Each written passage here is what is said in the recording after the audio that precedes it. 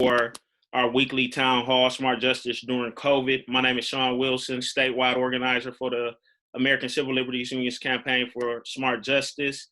Tonight, we're joined by Dr. Robert Smith, Associate Professor of History at Marquette University, and Will Tchakirides, a PhD student at UW-Milwaukee. Dr. Smith is also the director of Marquette's Center for Urban Research, Teaching, and Outreach, and Intellectual Access, and key convener of programs that address issues central to affirming human rights and human dignity. UW History PhD candidate Will Tchakirides is interested in how contested issues of race, class, and gender shape power dynamics in U.S. cities. Most of his research and writing is anchored here in Milwaukee. And tonight we're going to be having a conversation on the history of policing. I know many of us have heard in the news, many of us are seeing artwork and murals go up that states defund the police. And so I'm going to toss it to my two guests to begin to, talk about where the ideals of policing arise from and how policing in the United States has developed. Can you talk more about some of those ideals? Yeah, first of all, thank you all for inviting me. I appreciate the opportunity always to work with the folks at the ACLU. Appreciate the work you do. Of course, I like studying lawyers and race and law and plaintiffs and all that kind of stuff. So it's a pleasure to be with you. Thank you. Thank you. Yeah, same here. Good to see everyone. Look forward to this conversation. Look forward to your questions. And let's talk about some of these big issues going on right now. Yeah, Sean, it might be helpful if we frame it a little bit, with the approach to these questions, these contemporary questions in terms of the history of it. It's oftentimes good to make sure we're all working from a set of shared ideas.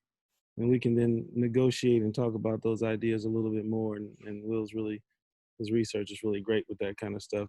There's some broader framing notions to share. And I think the first one really is we want to take the practice of policing today and broaden that into an umbrella that gets us talking about policing and surveillance more broadly.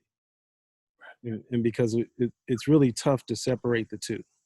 If we feel like the role of policing has expanded or is a part of a wide body of social realities, it's because the system of surveillance has been pervasive for a long time. It is broadly speaking a far-reaching set of practices and ideas that inform policing. Let's go back and forth with some of these because you and I, we actually had a similar conversation like this just the other day. The first thing we have to remember is policing, even in its most earliest origins in British North America, as colony reform, has been about protecting capital. Right. That's just, and those features are very steadfast with us today. I'm just going to add on that real quick. I mean, if we're going to talk about capital, we might as well just say racial capitalism, right? Right. We're talking about a system of policing and surveillance that is specifically racialized and always has been from the beginning, particularly in the Atlantic world when we think about, the slave trade and how capitalism and agricultural systems developed over time in the 16th, 15th century. Yeah, and similarly, then it's always been about policing and controlling and surveilling the other, whoever that other might be. We'll talk a little bit about the differences between the so-called North and South because the policing developed slightly differently there in each region. Right. But the other has been central to the formation and the expansion of police and surveillance more broadly. And in that respect, has also been the case that policing is oftentimes connected to political regimes or certainly political institutions. So they've always been somewhat politicized, if not overly politicized. And I think also, just going to say, also important to sort of recognize that these systems are not always embedded within institutions or what we would think of as organized police departments. It would often entail representatives of either the landowning elite or the white planter class, and then other folks within a social hierarchy of white citizens, residents within America, for example, if we're talking about the United States policing system, taking on a constabulary role, taking on a role, a deputized role of enforcing racial control through an act of policing and surveillance. Yeah. So it goes even beyond systems that we think of as the police. Right. And in that respect too, then that gets us in the place where we can sort of debate whether or not police and policing and surveillance has been about public safety. Yeah, The real question is whose safety? exactly. And that gets us right back to the question of, money owning elites, land owning elites, politically powerful elites. Who's being protected in that process?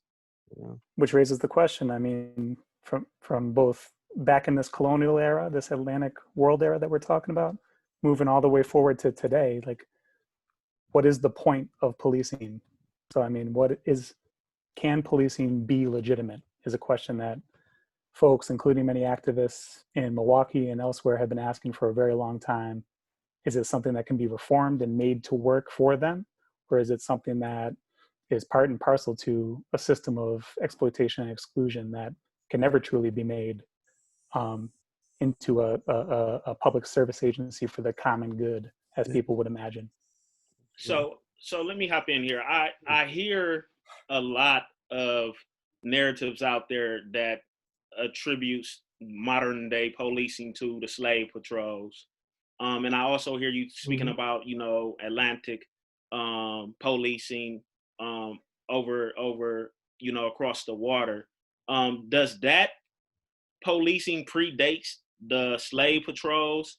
And if so, could you talk about how that was racialized in comparison to the slave patrols that are here in America?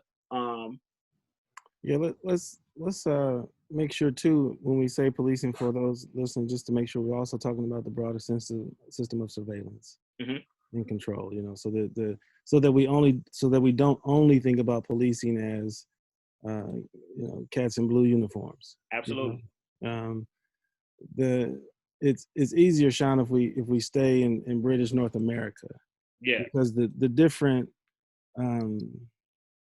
parts of the Atlantic world are very unique and distinct in their own ways, and so it's kind of hard to systematize them without going through each empire really. But yeah, there's a lot that predates British North America, because the system of Atlantic-based slave trading, what becomes the U.S. is later in the game in a lot of respects. The numbers, talking about 6%, something like that, of all Africans that were part of the slave trade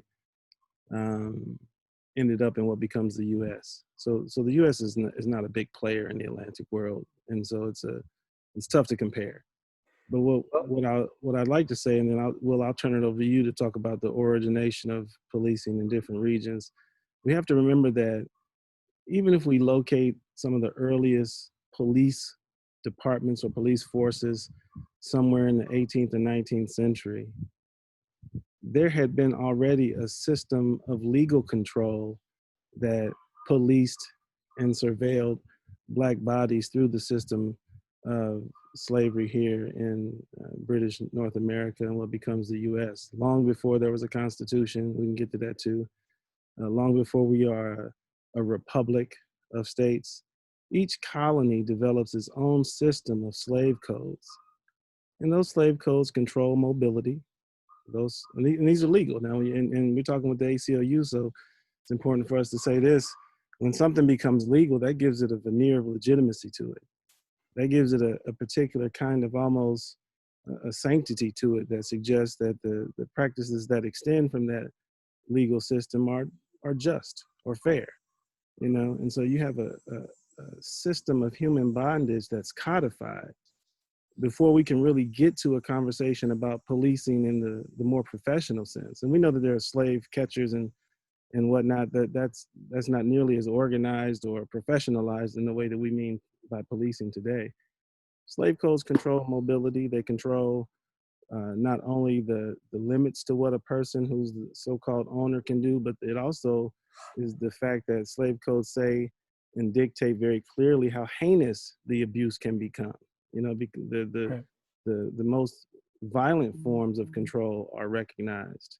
It controls reproductive processes. It controls um, all aspects of a human being's life is codified, particularly for the purpose of protecting capital.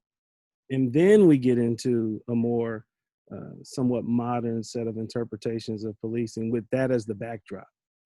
You know? Yeah, just to get at Sean's question here about the slave patrols. I mean, we're talking slave patrols are very much a response to Black rebellion. They're very much a response to enslaved people themselves resisting their oppression, whether that is through, typically it's in response to forms of violent resistance, such as Nat Turner's rebellion, right, 1831 or so. So the slave patrol system, it comes out of that. It comes out of legitimate Black rebellion against the system of oppression. And then we're talking a time period in antebellum America in the early to mid 19th century here, where the internal domestic slave trade and the growth and expansion of slavery is growing at such a rate that the formation of slave patrols and other forms of policing and surveillance, informal and decentralized, as Rob was saying, are growing in proportion to the percentage of enslaved Black folk domestically within the broader South, which is expanding during this time, right? So there's a reciprocal relationship between like that system of surveillance and oppression through a slave patrol policing system and the growth of a Black population, bonded Black population, who's willing to fight for their freedom and resist and rebel against this system. And of course, when we get to the so-called North, police and policing, there's a smaller Black population. The same codified system emerges nonetheless.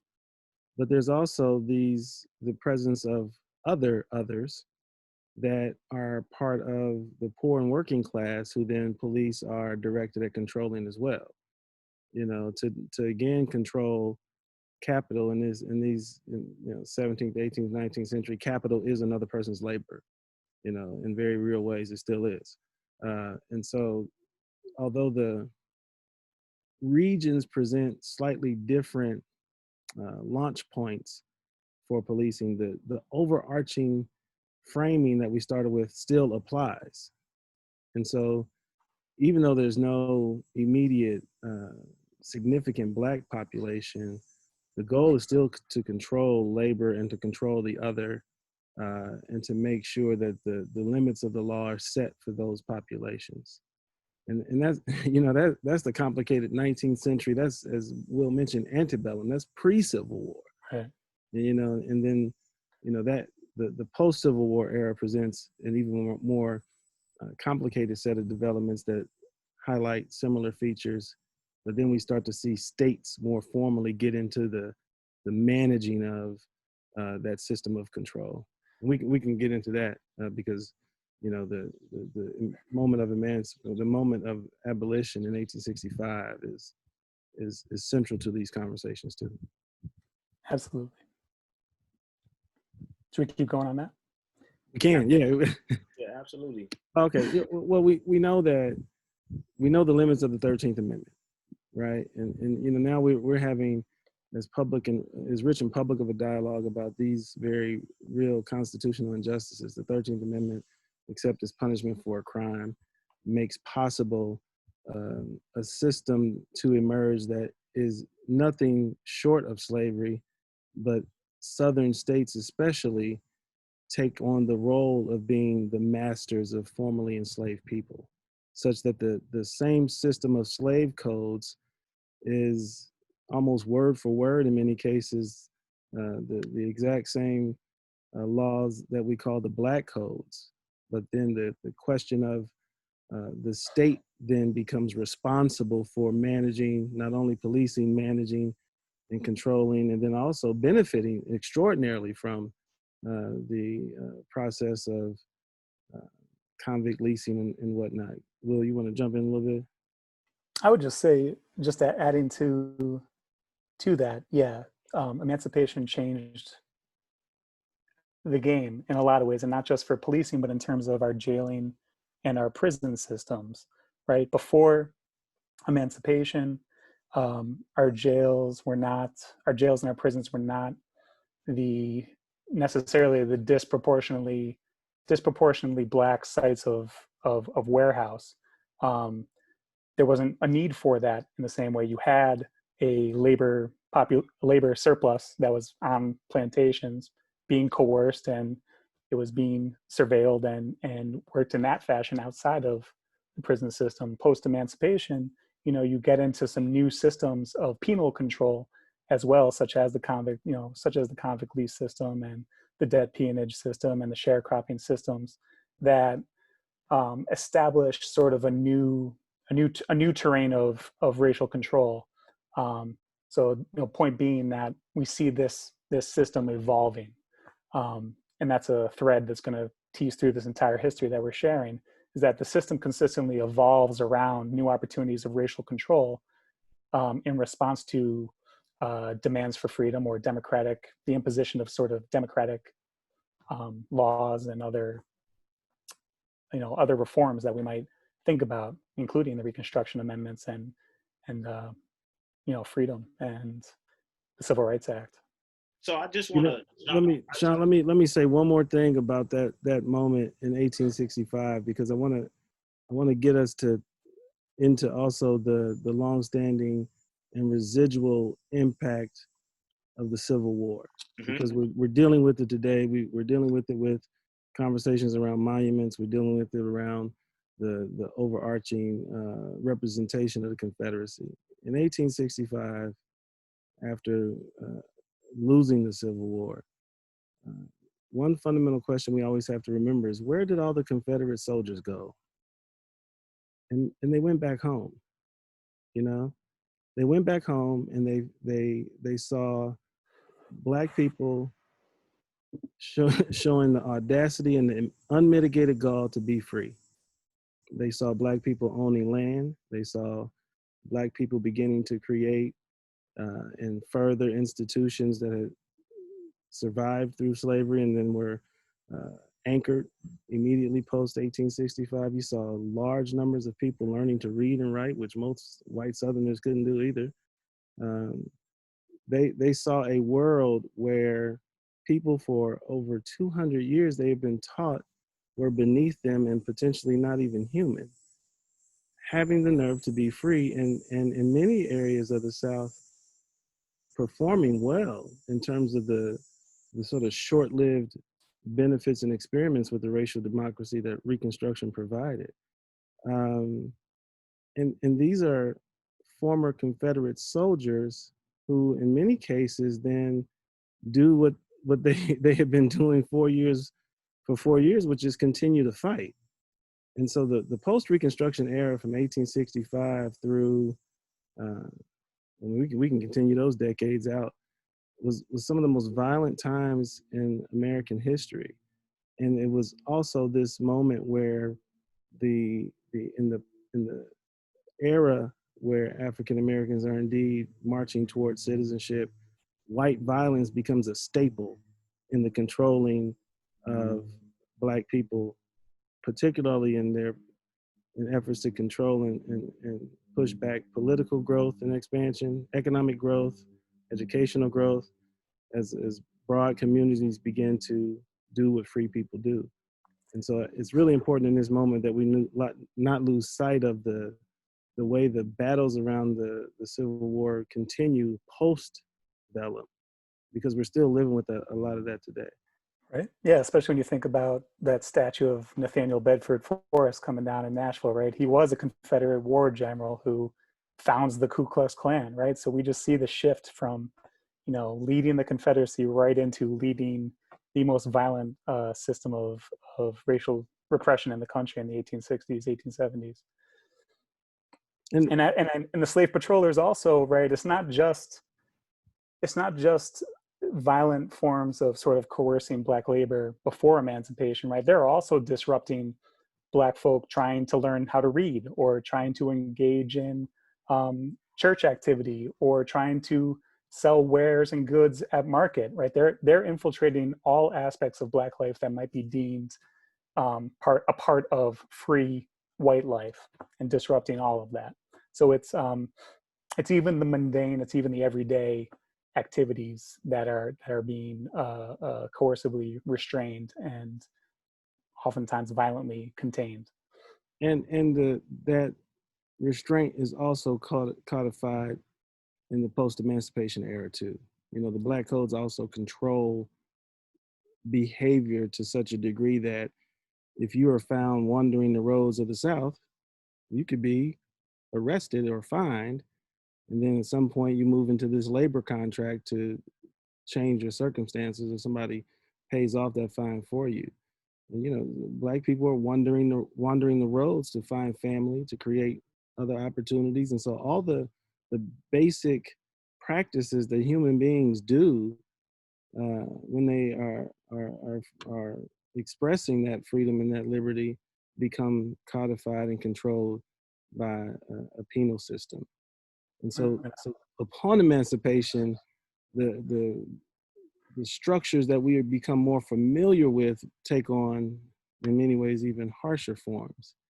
And the state is at the helm of it. You know, Black labor builds the infrastructure of the South through these labor contracts, through the penal system, the construction and completion of the railroad through the South oftentimes depended on Black labor. And so it's not only the era of slavery where we see exploitation of labor in grotesque forms. The state becomes responsible, which we can get into some of those things later about what it means for your government to do it. Right. Let me just piggyback on that one point there.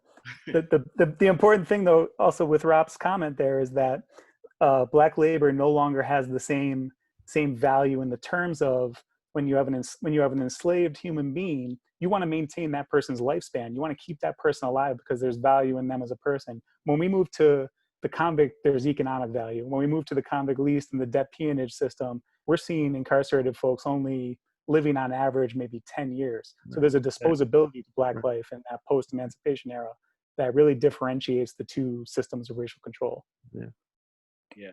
So one of the things that I tend to do whenever I give presentations around the state about our Smart Justice campaign is I try to put, everything in I try to speak about decarceration from a historical context, and building off of the 13th Amendment, which we all know basically is the foundation of our current criminal legal system. And so since you all had mentioned that policing arose as a response to Black rebellion, to the oppressive systems that was forced upon them, would you say that defunding the police or abolishing policing in the same sense that folks are calling for the abolition of prisons it's the right thing to do because the foundations in which it's built upon is racism and control of Black and brown communities? Absolutely. And I would even go into not only is the core of the system, like so many of our institutions in this country, deeply racist and exploitive in terms of the way race plays into so many of the institutions. There's also some very practical realities that suggest that that's the way to go too. Not only is it and shown itself to be inhumane and completely abusive of basic rights of citizenship, it also doesn't make sense anymore. It's there's only so many decades that a people can ask for an institution that is an embodiment of its government's hostility toward that community before at some point something radically different has to occur. because if the system were not designed and working as it had intended, and as it continues to do, then we would have seen significant change. But it is in many ways the functioning appendages of the broader system of white supremacy. The body itself is managed by the tentacles of the carceral state, Mm-hmm. you know. And man, we'll talk about abolition. You know, like this is we have to have this conversation, because I don't know what other options are there at this point. Right. Yeah, no, short answer, yes. Um, Policing, surveillance, prisons, they're part and parcel to a system of racial exploitation, racial capitalism, social control. I mean, we've learned over time, as Rob is saying, through trial and tribulation, that we need to cut this thing out at the root. And I think that what we've seen in this particularly heightened moment of pandemics, both the pandemic of racist police violence and the pandemic of COVID-19, and it's the economic havoc that it's wreaking across our communities, you know, giving folks the time and the angst to get out there and make their voices heard. And by the way, this movement's more interracial than ever, which is an interesting facet in its own right. Like, all of these Black deaths in the preceding era weren't enough to call people out, but it doesn't matter. Right now, people are getting out there and they're actually willing to learn, willing to put in the time to bring about something like defund the police, which I do see as a step towards police abolition. And if we can just define it for folks, I think, Rob, as we see it, you know, it's less about detracting and taking away, and it's more about reimagining how we might want to live and what we mean when we say community health and community security, and what kinds of resources and what kinds of what do we want to fund? What do we want to budget in our communities? Schools, jobs, housing, public health, community health. These are all elements of our society that have been gradually and sometimes more sharply at other moments than others been stripped away by a program of austerity. And we have to make this clear, it's been a bipartisan program to erode our social wage and to erode our social welfare base. And the sooner we realize that, because that gets at this idea of liberal reform and this idea that we can perfect policing and make it something useful, when it's proven time and again that it really cannot be that for all people. It's useful to some people, no doubt, but it is not useful for those folks who are struggling, poor and working class folks, predominantly of color, and especially families who are seeing their loved ones or themselves being abused by the strong arm of the law. So yeah, I mean, we are at that point now where it's a real turning point. It's a real historical conjuncture where we can actually step through this portal right now and create the world that we want to create, or we can allow these other more reactionary conservative forces to move in on us as we're trying to move through that doorway to build the world that we want to build. So it's a real battle. It's a real struggle out there right now when we think about this in the context of policing and the fundamental role it plays in structuring our society. Mm-hmm. And you talk about, you know, it being a real battle. Monique on Facebook, and we have about 20 minutes to field some questions and also, you know, bring the conversation into the now. So Monique on Facebook asks, what was police resistance like before the era that folks talked about, 1940s to now? Like resistance between slavery resistance and before what is discussed as the long civil rights movement. Hey, Dr. Liston. Hey, Monique. Will, let's go back to migration. You know, let's do some city stuff. You know, up until the eras that we refer to as the Great Migrations, 1920s through the 1970s, the overwhelming majority of Black people resided in the South of the United States. I think as we think about this long history of resistance, you know, where we start that conversation, we can go back to those moments with slave rebellions. We can certainly talk about the Civil War and post-Civil War. But one significant act of rebellion that we don't always frame as such was the movement of millions of Black people out of the South to avoid racial terror. Yeah, yes, of course, there was an effort to get better wages, get a decent education, maybe even take part in the political process. We could certainly talk about the nature of Jim Crow as a legal system and the heinous nature of Jim Crow as a system of brutal racial oppression, right? And so one of the most remarkable efforts that African Americans accomplished without any direct leadership, with relying on family networks and kinships and sheer might, relying on the Black press and other expertise in the Black community, was pick up, leave the South of the United States and start over in the so-called North. And upon the arrival, we see policing begin to change and alter, to begin to target that other. And Will, I'm gonna let you get into that. But we also see more broadly the system of racism become more nationalized. And so Jim Crow, we know, was not merely a Southern phenomenon. The realities of residential segregation and its other components and extensions becomes very real in northern cities. And policing, again, going back to those framing questions, get anchored with African Americans, in many cases, the target. Will, you wanna pick up there? Totally, yeah. And I would just give a shout out to Gene Theo Harris, a historian, Milwaukee native, has a new edited volume out called Jim Crow North, which really emphasizes this idea that Jim Crow was a national project.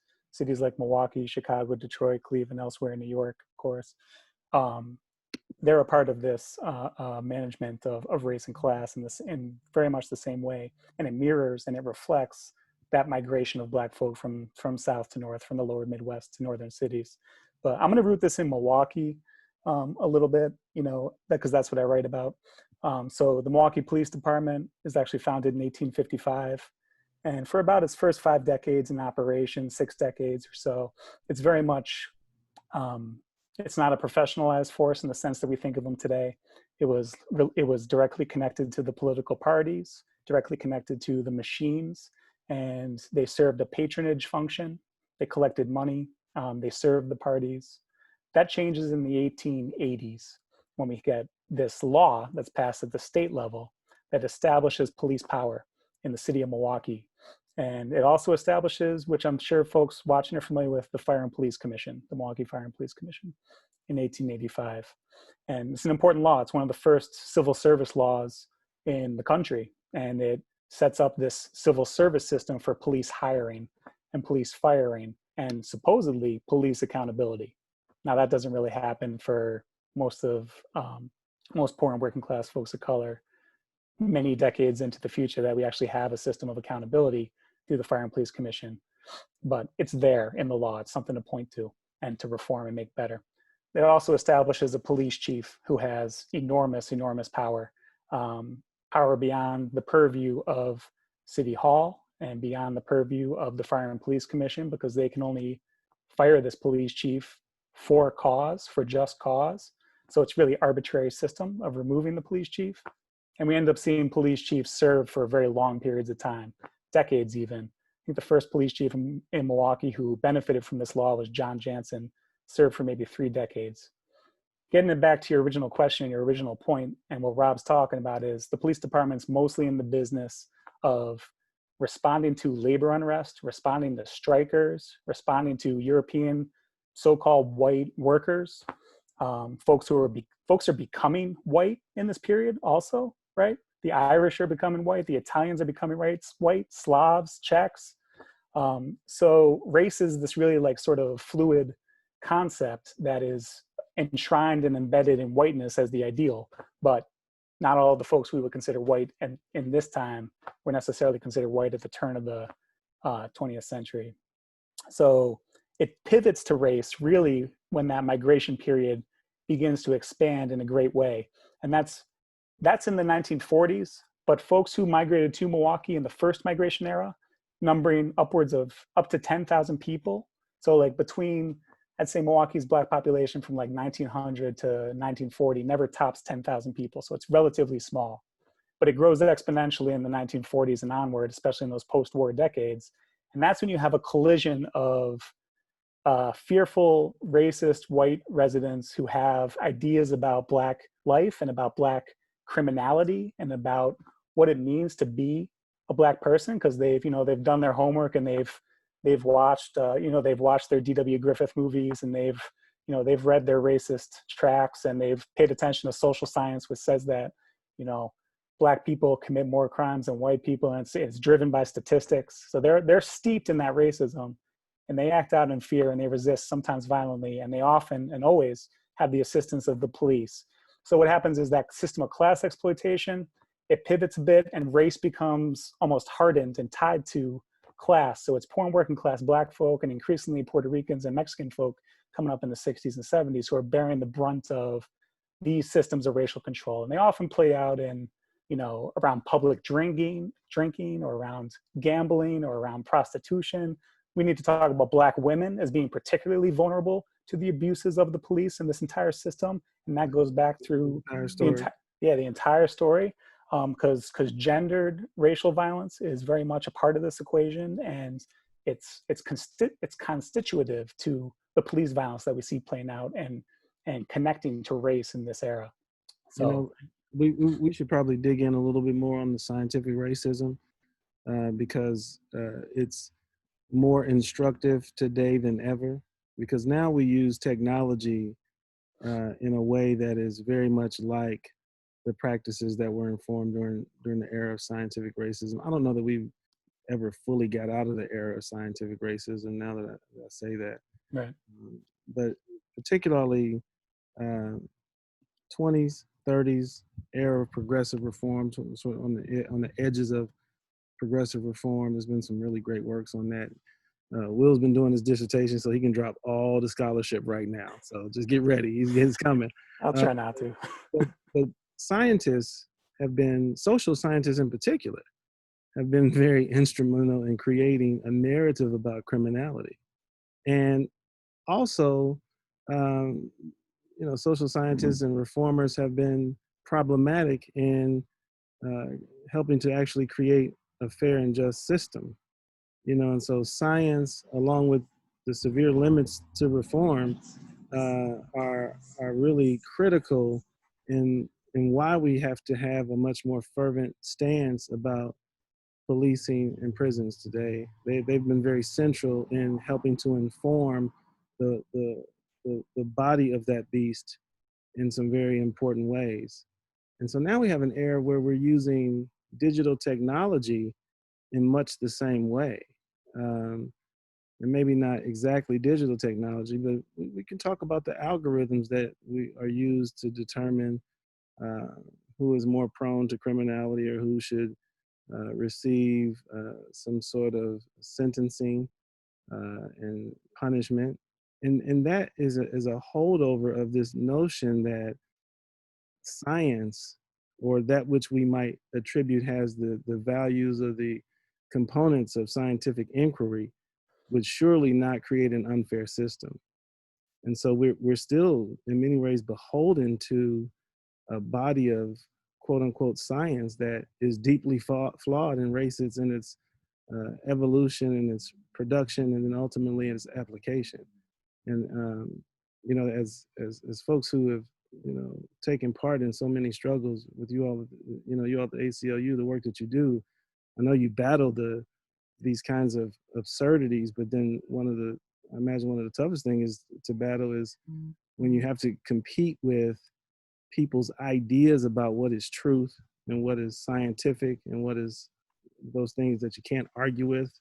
And you hear that being spouted from our own elected officials in some cases, and certainly from the police today. Arguments that make no sense, but come out of this absurdity in the way that science, in air quotes, is being used. Yeah, I think what we're gonna have to end up doing, because y'all dropping so much science on my I think we're definitely gonna have to have a part 2 to this. So I hope you gentlemen will be open to coming Let's back do home. part two is post World War II. Right, Let's right. do that part. Absolutely. But I I definitely want to, respect my viewers and also appreciate my viewers. They're asking some great questions, so I want to delve into some of those questions before we have to, end the town hall. And one of the questions that we received was about protests and riots in response to police violence through history. Could you guys talk about that a little bit? If we use some of the key eras or the key moments where we see urban rebellions, police violence is always at the core. Absolutely. It's typically accompanied by high levels of unemployment, uh, uh, very unjust living conditions as well. But the tipping point is very often police violence directed at, in many cases, Black youth, Black women, and as we see today, folks who are not really threats to the police or the public. It's neighborhoods and communities have been really impacted by this long train of police violence and police murder, and communities have responded. And so, before we talk about rioting and or other forms of rebellion, let's also make clear that for decades, people have engaged in the policymaking process. It's not as if folks just got pissed off one day.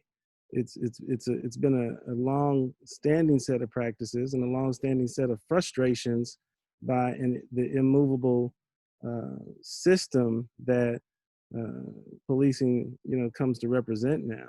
And so rebellions of that nature occur because some of the most vulnerable folks in the communities continually get attacked, and then ultimately efforts to have a conversation and negotiation around reform always ends up in the same place. So it's not that the urban rebellions don't emerge randomly. It's a deep-seated set of frustrations. Right. I would add on that the flip side to the rebellions themselves. So we think about police reform. Um, it often marks a response to these rebellions and these uprisings coming from often Black youth, Black young people who are dissatisfied with being harassed and constantly surveilled, underprotected as well by the police. So like these major eras of quote unquote race riots occur in sort of wartime moments when there's economic precarity, when Black folk have entered the labor force in much larger numbers to supplant a white labor force that whether they left to fight overseas or what have you, there were job openings, and it creates new competition when those folks return. And Black folk always being the last hired, first fired, not having the same protections, being excluded, facing exclusionary policies from largely white unions. This is the context, this is the atmosphere when you see a lot of these rebellions taking place. 1919, Red Summer, or it's when like a really successful Black community like Tulsa in 1921, right? The Greenwood District is demonstrating their resiliency and their success in living within the American system here. And it is often a altercation between police officers and Black young people or Black women during that process of racial control that actually leads to the eruption of violence. In Milwaukee in the late 1960s, 1967 specifically, that's really the culmination of about a decade of concerted police harassment against Black young people living in this concentrated, overpopulated inner city community, right? Folks hemmed in by segregation, lack of good jobs, lack of good health care, rat infestation, still building resiliency within the community, but not able to purchase homes within white ethnic enclaves outside of this core area. And you get police harassment on top of that consistently, regularly. Eventually it spills over.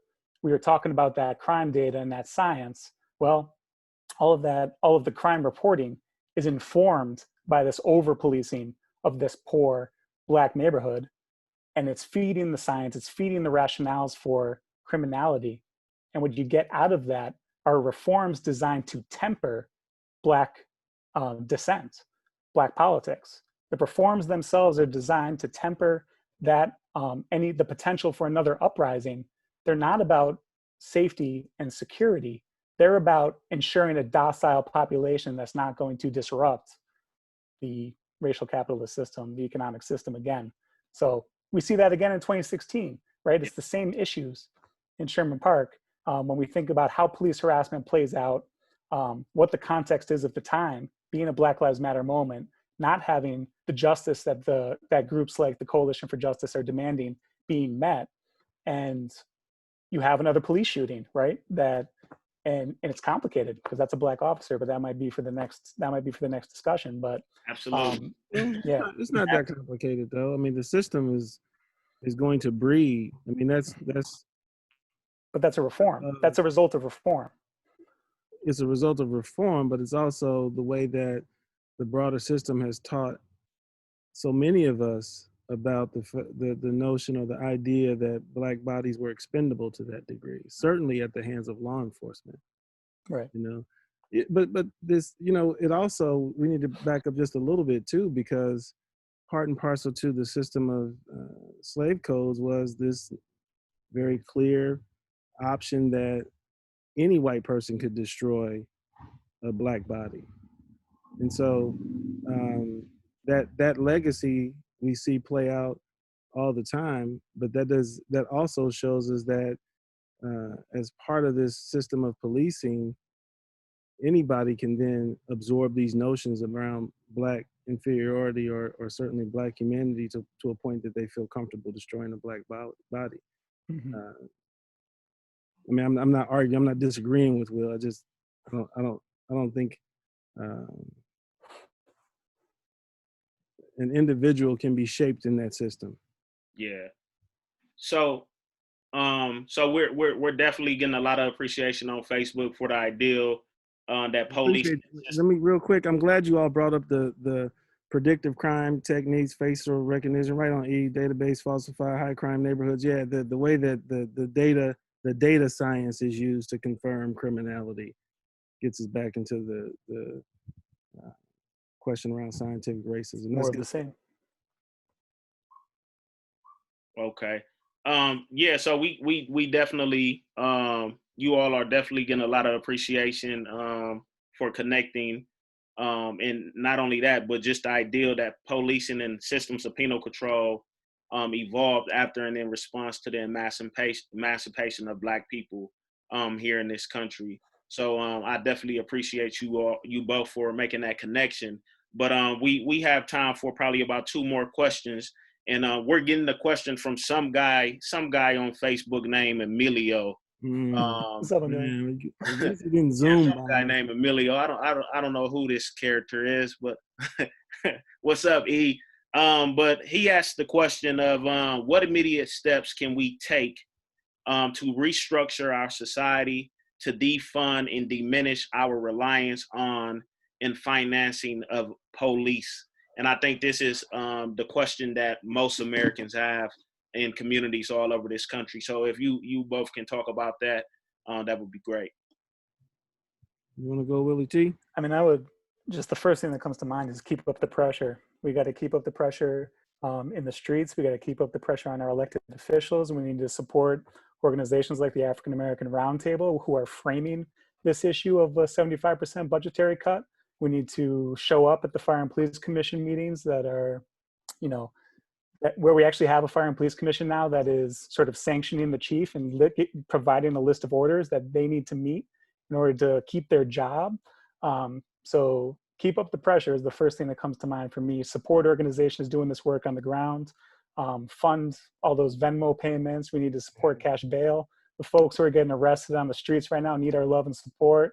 We can send this, you know, nationally. We got to throw some money out to Portland. We got to throw some money out to these other cities that our president is saying he's going to send federal troops into and quash our peaceful demonstrations to end police violence. So, I mean, we need to keep up support through all avenues, through all channels. Yeah, I'm really excited about the conversations emerging about what a world looks like on the other side of this, because I think that gives us a window into an answer to Emilio's very complicated question that he decided to pose in the evening like that. One of which is some very real and continued explanations of what the police are not trained to do. Like that those are, and these are I do a lot of employment stuff. These are employment questions too. We can make some very clear employment arguments about this. If that's not what you're trained to do, that should not be under your purview at work, right? And so then when we take all those tasks away from police that they are not trained to do, what they end up doing, what we want them to do, then becomes very easily exposed. And so then if indeed we are continually thinking about how budgets can be better used around services that we need uh, across our communities, I think that's going to really be um, some important deliberations that we can the uh, highlight where we don't need policing in all those circles. And those conversations I think are really, really, really important. I also think we need to continually emphasize the job creation components associated with the world on the other side, Yeah. because there are entire employment sectors that ought to be reignited, and some that need to emerge to make the world safe the way it needs to be safe. And that also means that we're going to need folks who can do employment training. We're going to need more folks doing human resources. There's an entire employment engine that multiple employment engines that emerge when we don't treat some of our social needs, many of these social needs, through the prism of policing and incarceration. There's another world, and it's important for us to also remember that we can't imagine fully the world just yet, but we do have to continue to imagine. We have to continue to be creative in our thought about what that world needs to look like and might look like. I'm excited about the employment opportunities on the other side, clearly, because I just talked about it for 7 minutes. All right, gentlemen, we're coming up to the 7:30 hour. I definitely appreciate both of you. I wish we had more time to continue this conversation. It's a necessary conversation, and I think our viewers and folks in general are very interested in how we get to the root of the problem, and how we, to Emilio's question, restructure our society and to defund and diminish our reliance on and financing the policing because of the harm that this institution has caused Black people as well as communities of color. Um, I'm receiving a question on Facebook from someone, but I don't believe, well, I think we may have, depending on, how complex you think this question is, but I have a question from someone who asks, how do we ensure that the mechanisms that don't exist in the forefront, the boots on the ground folks that the police actually call for help in the community, that don't have a salary security and safety, get a say in where the money goes?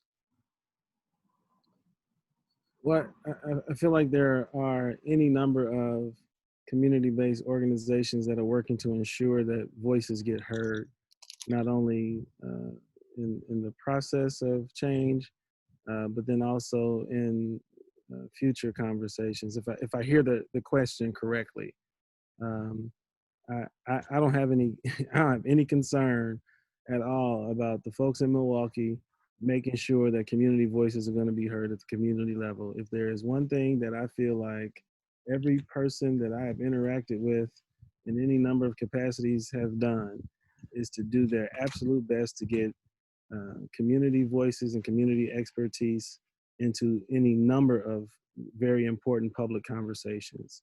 And And so to the person that posed that question, I would say email somebody at the ACLU and they will plug you in into the organization you need to be in.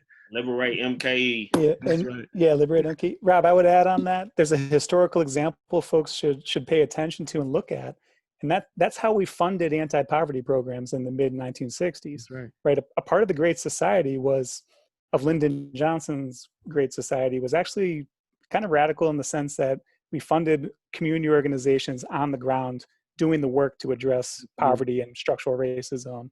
And it was a fight for them to maintain control over how those federal funds were being spent and how they were distributed. In Milwaukee, our mayor at the time, Henry Meyer, he wanted to control that process and really take the reins on how community funding to address poverty in people's own communities was going to be spent. And we kind of won that battle, but then the war on poverty was diminished in the late 1960s in response to rebellions, right? The idea of Black political dissent and folks challenging the racist conditions they're living in. And we transitioned to a war on crime. We transitioned to a police state, and we transitioned to a fundamental mass incarceration culture in our society. If we had invested and left Great Society as actually being a community control endeavor, who knows where we'd be at today? So I think that's a model to look at for folks who are thinking about how people on the ground are actually going to spend and be in charge and distribute resources and money.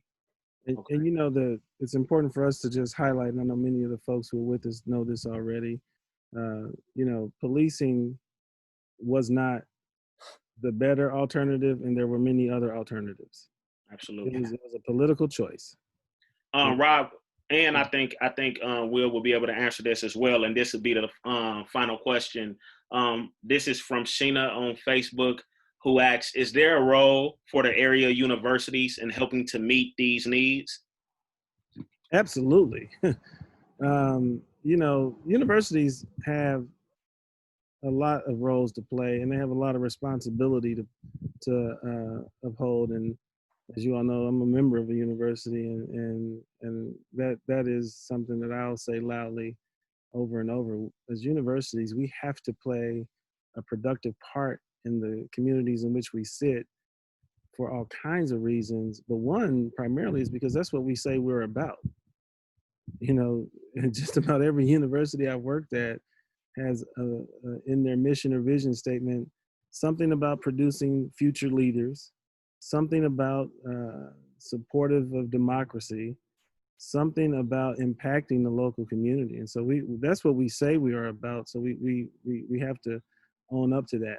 The other thing that universities have to be mindful of is to make sure that our presence isn't harmful economically and or politically.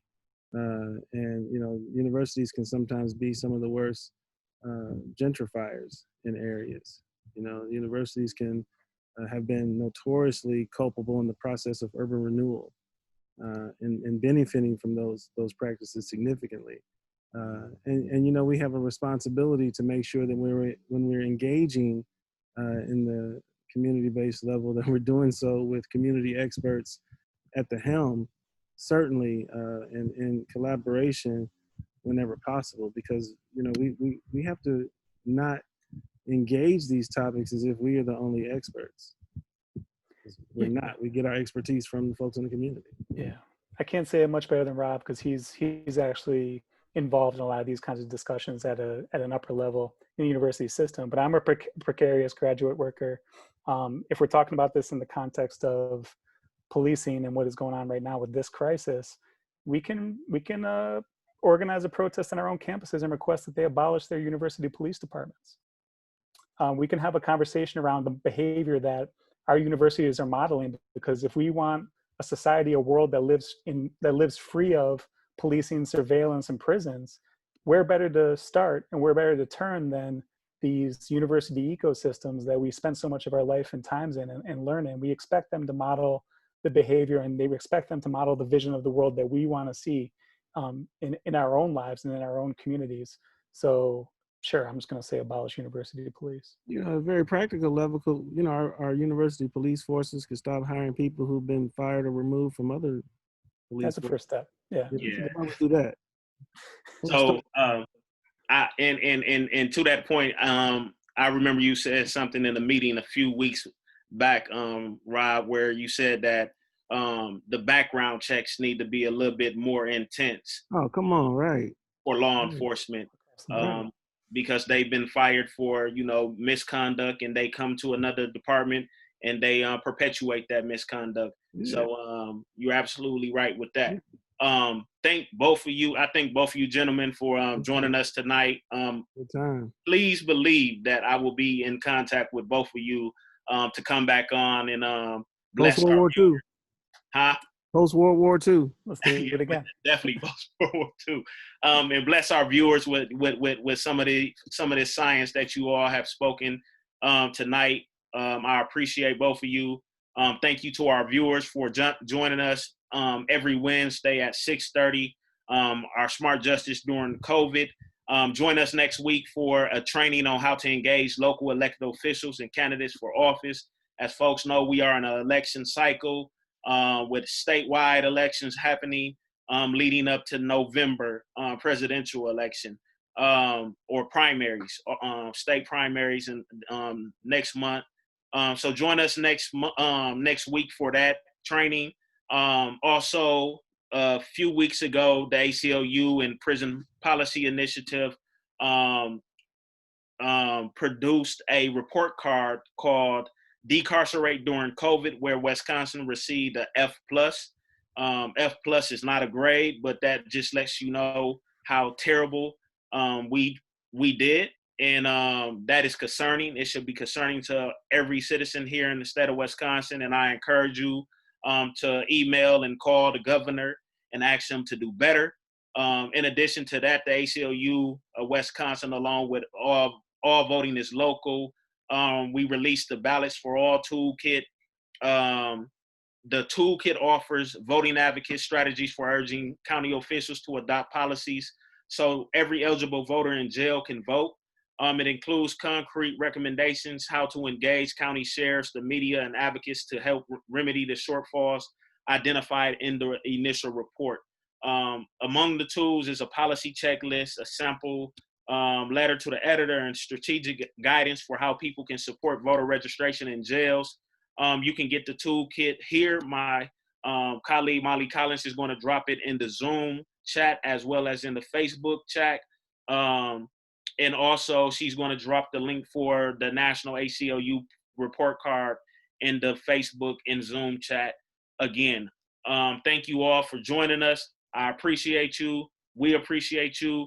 And have a great night, and join us next week for our town hall and training on engaging local elected officials and candidates for office. Thank you, and be blessed.